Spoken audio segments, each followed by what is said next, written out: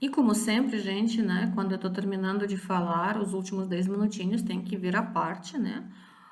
Porque eu não sei por que o vídeo da câmera cai. Eu não sei qual a lógica desse negócio cair, porém isso sempre acontece. Eu acho que eu não consegui gravar nenhuma aula direto. Sempre acaba caindo e eu acabo falando assim em vão e depois descubro que eu falei à toa porque o negócio caiu. Então, continuando, na verdade, a única coisa que eu queria falar para vocês era um pouquinho para falar sobre o reinado de Hammurabi,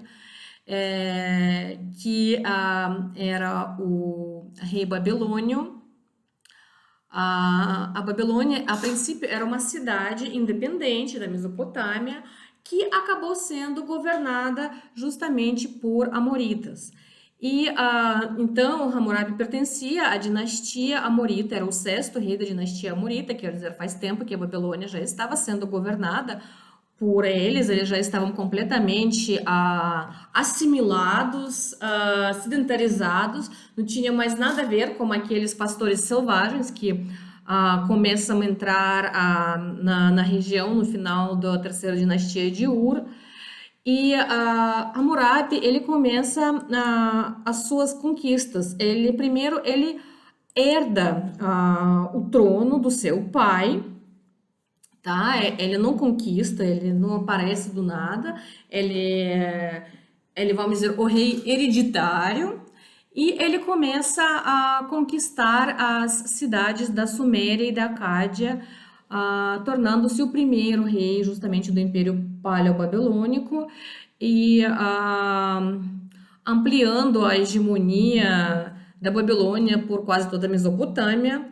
Ele começa a sua dominação do sul, tomando Ur e Sim, primeiramente do rei do Larsa, depois ele entra em conflito com o Larsa, e afinal de contas ele vai conquistando o Larsa e também conquistando o Assur, tá? Então, na verdade, ele consegue se realmente tornar o rei de toda a Babilônia, de toda a Mesopotâmia. Provavelmente vocês conhecem Hammurabi justamente pelo código que ele deixou.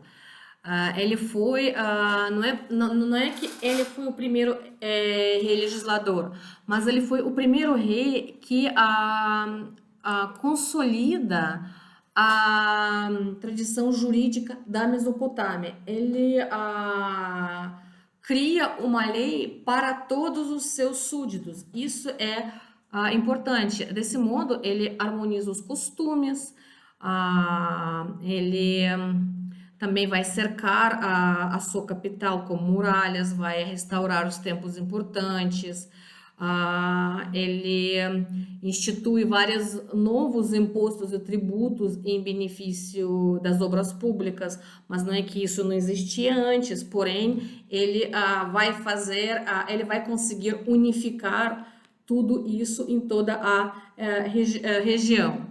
O código dele estabelecia regras de vida e de propriedade, estendendo a lei a todos os súditos do seu império.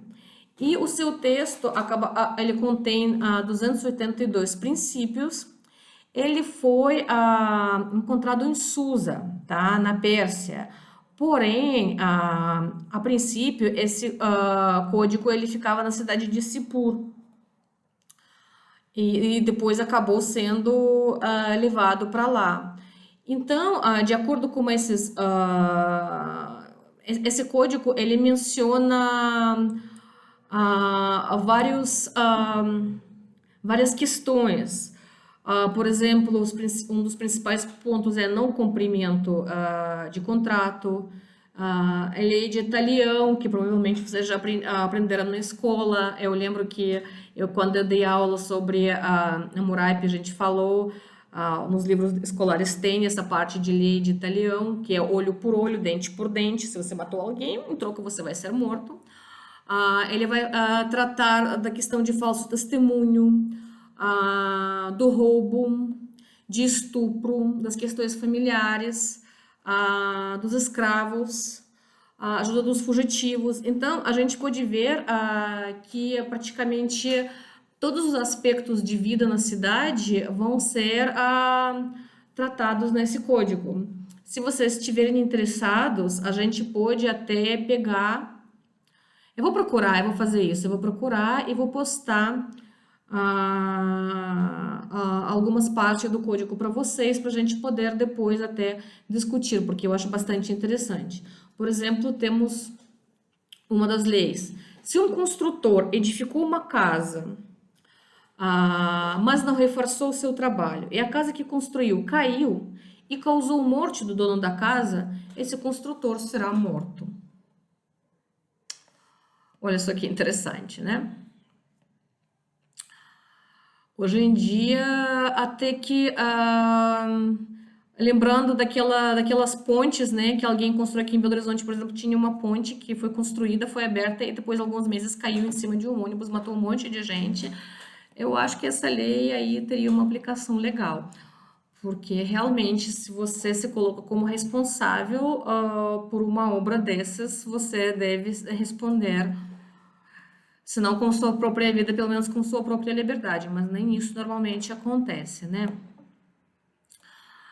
Tem várias outras leis que são bastante interessantes, como, por exemplo, pena de morte para roubo de templo ou propriedade estatal ou por aceitação de bens roubados. Isso parece muito legislação da China, né, também. Morte por ajudar um escravo a fugir ou abrigar um escravo foragido. Se uma casa mal construída causa a morte de um filho do dono da casa, então o filho do construtor será condenado à morte. É questão de olho por olho, né?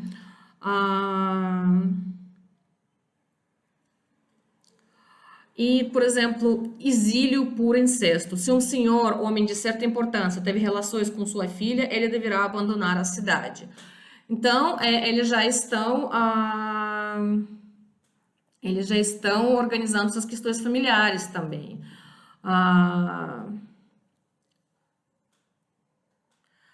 E também tem uma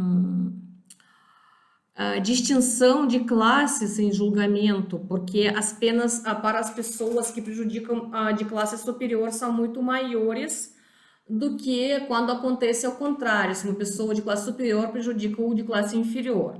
Mas isso também, quando a gente vê, por exemplo, a legislação bárbara pós-Império Romano, essas coisas também aparecem muito. Essa questão que todos os iguais perante a lei é uma coisa típica do direito romano, porque todo mundo é cidadão e todo cidadão tem que ser tratado como um cidadão diante da lei, quer dizer, igualmente. Agora, quando nós estamos falando das legislações do mundo oriental ou das legislações dos princípios da Idade Média, nós vamos ver que não existe igualdade diante da lei, muito pelo contrário, as pessoas são desiguais.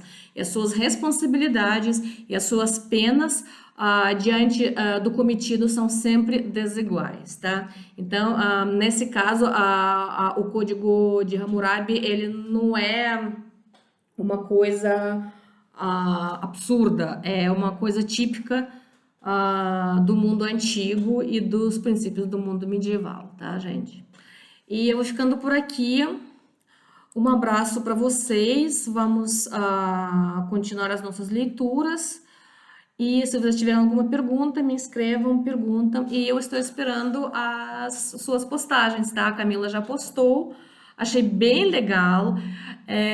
Não gostei que vocês não comentaram nada. Comentem, assistem a apresentação de coleguinha, tá? Porque a apresentação da coleguinha é uma coisa muito legal. Ensina a gente bastante coisa.